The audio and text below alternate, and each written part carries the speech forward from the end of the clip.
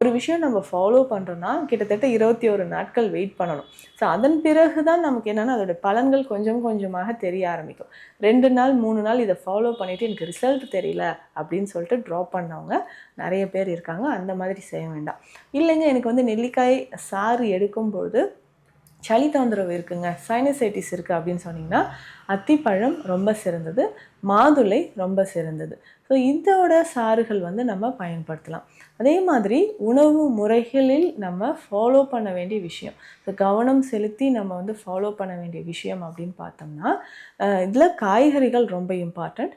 முருங்கைக்கீரை, ஸோ முருங்கைக்கீரை பொடியாகவே இன்றைக்கி எல்லாமே மார்க்கெட்டில் கிடைக்கும். அதை வந்து வாங்கி நம்ம தேனில் கலந்து நம்ம சாப்பிட்லாம்.